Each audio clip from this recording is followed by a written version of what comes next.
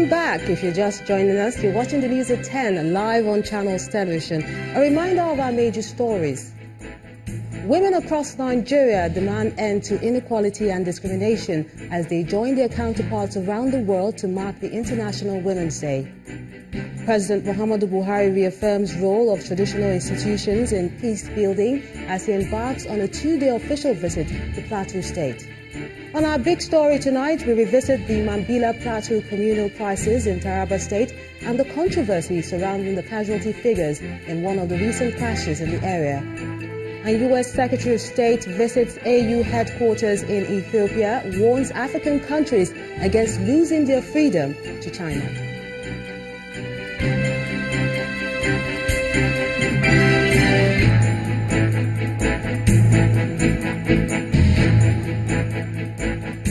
For more on our top stories and others, just check out our website. It's channelstv.com and on youtube.com/channelsweb.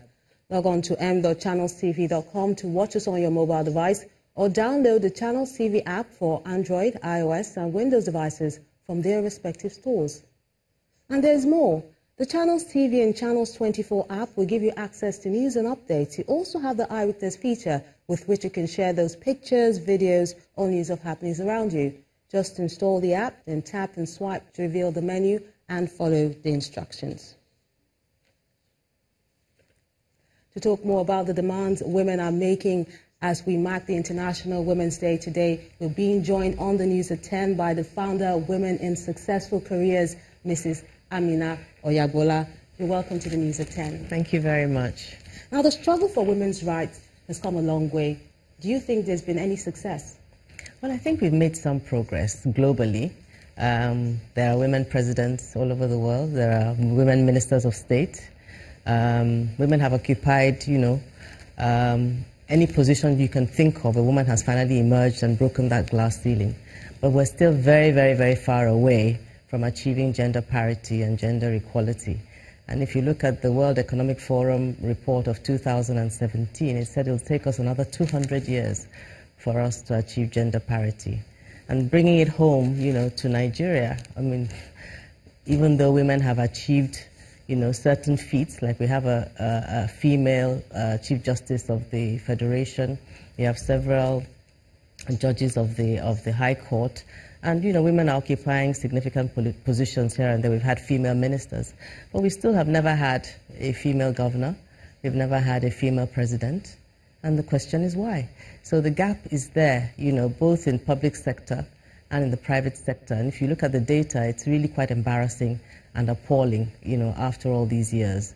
On the political sphere, in public life, you only have, I think we have under 7% of women represented. The question is why. In private sector, less than 5% of women are CEOs. Less than 11% of women are on boards. And the story goes on and on and on. The statistics are really, really bad. And the question is, why is it so? And a lot of people want the answer. Why do you think that is so? Well, there are several reasons. A lot of them are rooted in history, in our traditions, socio-cultural, in the way we've been brought up and socialized. So we need a major attitudinal and mindset shift, not just from the men, but also from the women. Because we, the women, must also accept that essentially we are the architects of society, because we are the primary caregivers and nurturers of children. So how do we bring up children? Children don't have these biases. They don't know inequality. So as when you're bringing up your children, they're objective and there's no discrimination. So what happened thereafter, by the time they go to school and go to university and go into the workplace, the environmental influences take root, and it seems, that the cultural nuances that take place in the house, at home, where all of these issues are rooted, is where we need to attack. Because if a young girl has been brought up, or a boy at home has listened to his mother continually saying to the young lady in the house that your place is in the kitchen and she should not aspire to anything greater, even when she goes to school and she's educated, she will only think that she's good enough to be cooking. And that is translated to the office. So when you get to the office, when a woman wants to speak up, the men will shout her down because they're used to seeing that scenario play out, in the home. So I think we need a major attitudinal shift, a major change in attitude and mindset, even in organizations. And it must start from the top.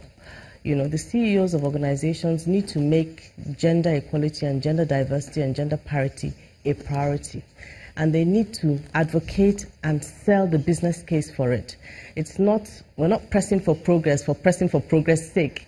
There's an economic reason why we should press for progress. There's a benefit that will accrue to the larger society, to both men and women, if there's gender equality and there's gender diversity. But do you think that women should be more aggressive in with their demands instead of just waiting for the opportunity, because it will not come to them on a platter of gold? No, it will not. I mean, at the end of the day, power is not given. You have to seize it. So we also have a responsibility to say, in spite of the obstacles, in spite of what we have in front of us, we must position ourselves, equip ourselves, build capacity, support each other to make this change happen. Many people sacrificed. The suffragettes sacrificed over 100 years ago to enable us to enjoy the freedoms that we're enjoying today. So building on that, we have to continue to press for change, press for progress, and ensure that our voices are heard. And the few of us that have been able to overcome these obstacles and get into decision-making for us need to ensure that the policy changes that need to be made, that will ensure that women are properly enabled and empowered, actually take place. So how can we ensure that the conversation goes beyond March the 8th? Well, there's several things that, can be done. First of all, there's several women's organizations, a lot of civil society organizations, WISCA being one of them. We are just focusing on a very, very small piece, which is mentoring and building capacity through training. I mean, and that's very, very important. Building the confidence of women, ensuring that there's self-awareness, sending the message across that we can do it and that you can do it, and role modeling and all of that. That's important. But I think, the government also has a responsibility to ensure that, they pay attention to this issue of gender equality and ensuring that there's proper representation of women in every sphere of activity and in every sphere of life. And I think it starts with simple things like, enabling transparency. What's the nomination process, for elective positions and appointments? For example, even on boards, so when people are going to be nominated to boards, it's all very opaque how people actually emerge and get there. What's the criteria that is used? Because a lot of the time you hear things like, oh, well, we would have put a woman there, but we couldn't find a woman who was qualified. Definitely that is certainly not true. That is certainly not true. There are women out there who are capable, women are competent, women have the steel, they have the vigor, they have the agility of mind. We're in a knowledge world today. We're not in the days where physical strength was required and necessary.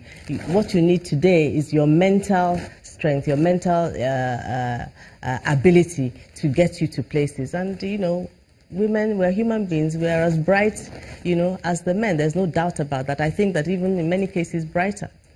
Okay, that's a good way to leave it. Thank you so much for speaking with us on the News at 10, Mrs. Amina Oyabola. And staying with the celebrations, for this time we move to Ekiti State, where about 5,000 women will now stand a chance to benefit from a financial support program organized by the state government. Governor Ayodele Fayose made this known at the Women's Day event held at a stadium in Ado-Ekiti, the state capital. The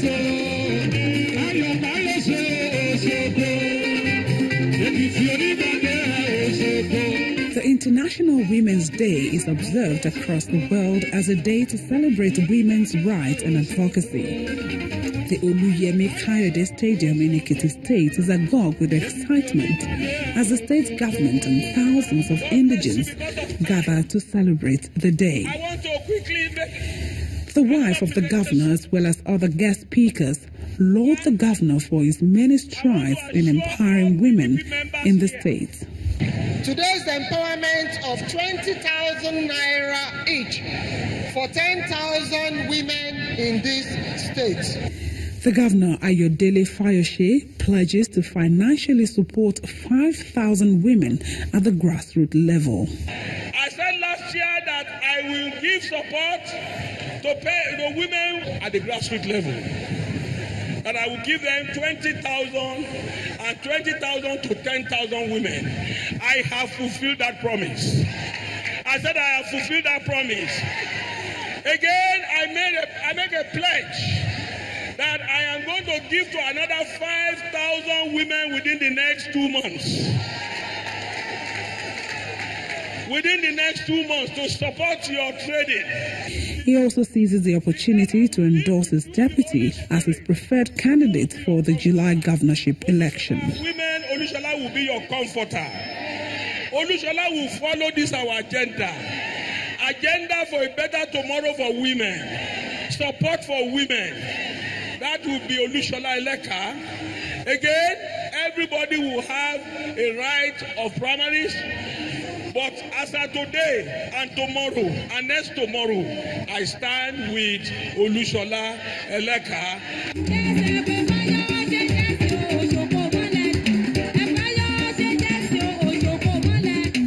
Equal rights, opportunities, empowerment, and an end to violence against women are some of the strong themes of the International Women's Day, and that's what is being re-emphasized at this gathering.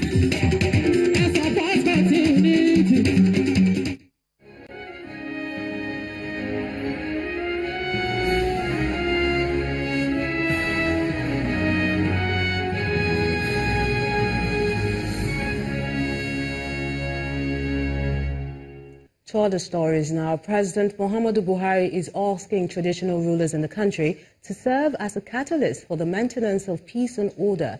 The president is also asking them to spread the message of peace to their subjects, since government cannot do it alone. He was speaking during a 2-day visit to Plateau State in continuation of his peace and unity campaign to troubled states across the country. For new traditional rulers, we have to defend or do more on security. We have to continue to preside over the leadership of people in your domains. Throughout Nigeria, we cannot effectively maintain peace without your cooperation. It's your duty, as I said, it's your permanent job. Please continue to do it in spite of the problems. In Taraba, I was told by one of you that yes, you have got good palaces, you have got cars, but you need bulala, which means you have been put in palaces, you are given cars, but the authority of punishing people has been taken away from you. Well, that is politics, and it's beyond me. I was just mentioning it for you to know that I'm very much aware of what is happening in the change of political system in the country. Nigeria's President Muhammadu Buhari. When the news at 10 returns, Minister of Budget and National Planning reveals purpose of the ERG Focus Labs plan due to begin on March the 13th. That's on Business News. Join us again.